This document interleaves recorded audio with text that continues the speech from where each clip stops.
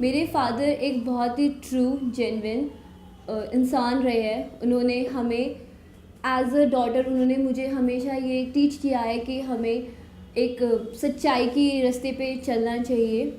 उन्होंने मुझे हमेशा ये बताया है कि जो हमारी ड्यूटीज़ है, जो हमारे नेशन के लिए है, वो हमें हमेशा करनी चाहिए। I was just 6 month old at that time.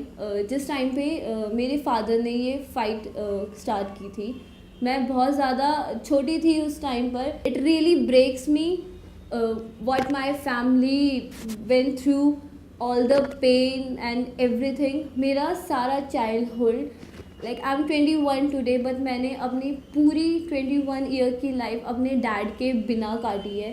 School में बहुत से इंसिडेंट्स होते थे जहाँ सबकी फैमिलीज आती थी, फादर आते थे, मदर आते थे। मेरे फादर वहाँ पे नहीं होते थे बिकॉज़ वो हमारे साथ नहीं थे। आज तक मैं सिर्फ अपनी मम्मी को एक कोने में बैठते हुए रोते हुए देखती हूँ या अपने भाई को स्ट्रगल करते हुए देखती हूँ। 24 घंटे में से उनका 1 मिनट के लिए कॉल आता है।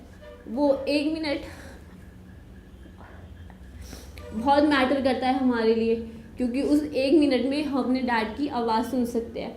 मेरी मॉम अपना फ़ोन अपने तक रखती है क्योंकि वो पापा की आवाज़ सुनना चाहती है।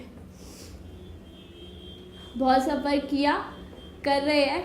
जिस टाइम पे लड़कियां बाहर घूम रही होती है, उस टाइम पे मैं अपने भाई के साथ ऑफिसेज में जाकर अपने डैड की फ़ाइल की मूवमेंट की हम वहाँ पे प्लीज़ कर रहे होते हैं, लोगों को हाथ पैर जोड़ रहे होते हैं कि वो हमें सपोर्ट करे, वो हमें हेल्प करे ताकि मेरे डैड वापस आ सके।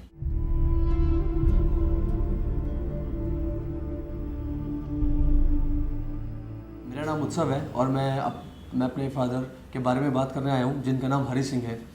मैं बताना चाहूँगा अपने फादर की लाइफ के कुछ एपिसोड्स जिनकी वजह से हमारी पूरी की पूरी ज़िंदगी ऊपर नीचे हो गई। मेरे फादर ने एक टीचर के जॉब से काम स्टार्ट किया, जो कि दो साल तक वो इस काम को करते रहे। फिर उसके बाद उन्होंने ये जॉब छोड़कर एक ट्रक का बिज़नेस स्टार्ट किया, जहाँ पे वो ट्रक चलाते थे और एक पूरा का पूरा सिस्टम वो किया। कुछ टाइम के बाद कुछ ऐसी चीज़ें हुई जहाँ पे वो ट्रक जब्त कर लिया जाता है और मेरे फादर 8 महीने तक बेरोज़गार रहे और पूरी फैमिली जिस चीज़ से हमें सपोर्ट मिल रहा था, जिस चीज़ से मेरी फैमिली चल रही थी, वही चीज़ हमसे ले ली गई, हमसे छीन ली गई। उस टाइम पे मेरी उम्र सिर्फ 6 साल की थी और मेरे फादर ने 8 महीने तक, लगातार 8 महीने तक भूख हड़तालें करी हैं, आंदोलन किए हैं, बड़े बड़े लोगों के दरवाजे खटखटाए हैं, उनसे मदद मांगी है, लेकिन किसी ने भी हमारी मदद नहीं करी। उसके बाद 1993 में ऐसे कुछ इंसिडेंट्स हुए जिसका बहुत इफ़ेक्ट मेरे फादर के ऊपर पड़ा।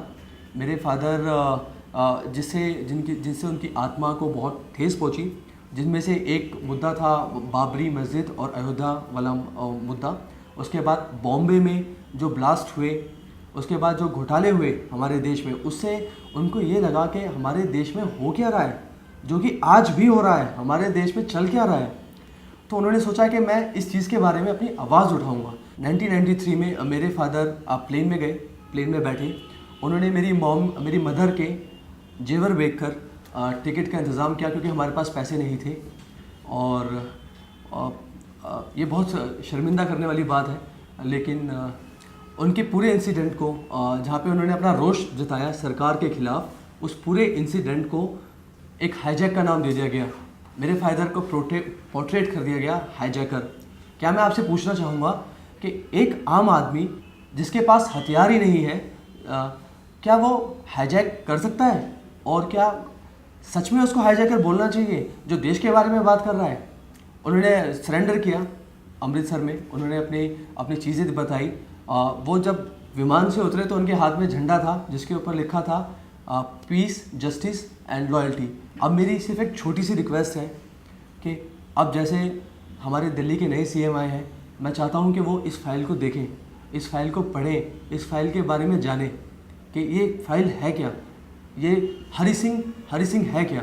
हरी सिंह एक बहुत सेंसिटिव सोशल मैन है जिसने एक फैमिली को रेज़ किया है, जिसने अपने बच्चों को अच्छे संस्कार दिए हैं, जिसने अपनी बेटी को अच्छे संस्कार दिए हैं, जिसने उनको सिखाया है कि हमेशा सच का दामन पकड़ के रखिए, सच का साथ पकड़ के रखिए, आज नहीं तो कल आपकी जीत ज़रूर होगी। बहुत बुरा लगता है कि जब आप जेल में जाते हो, आप अपने फादर को एक सलाखों के पीछे देखते हो और उनसे बात करते हो, और वो 10 मिनट आपको जो मिलते हैं, उन 10 मिनट में आपको सारी बातें करनी है।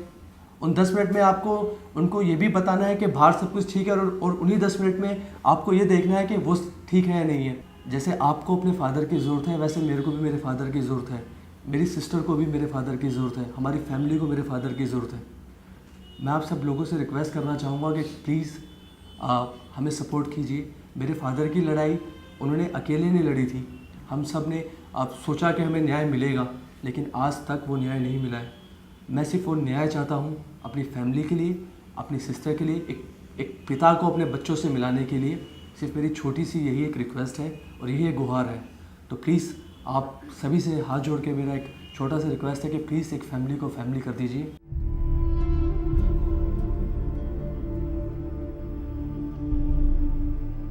उन्होंने हमेशा सबकी हेल्प की है। जब भी हमारी कॉलोनी से, हमारे मोहल्ले से जो भी लोग आते थे, हमेशा उनकी सहायता की है। और जब भी वो जेल में रहे हैं, वहाँ पे भी उन्होंने लोगों की हमेशा मदद की है। जिसको जो भी कंबल की ज़रूरत होती थी, कुछ पैसों की ज़रूरत होती थी, चाय पीनी होती थी, हमेशा मेरे फादर इन लॉ की उन्होंने सहायता की है। मेरे फादर इन लॉ एक बहुत ही सॉफ्ट हार्टेड पर्सन है। उन्होंने हमेशा मुझे अपनी बेटी की तरह ट्रीट किया है।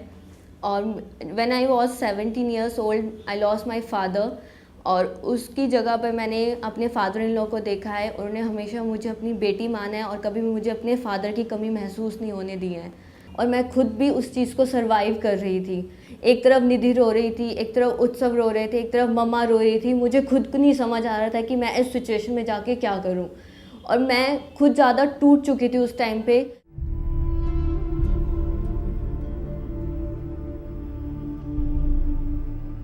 मेरी सिर्फ ये रिक्वेस्ट है कि जो हमारे न्यू सीएम है, वो मेरे फादर की फ़ाइल पर ध्यान दे, जो पिछले 3 साल से हमारे एक्स सीएम के डेस्क पे पेंडिंग पड़ी गई है।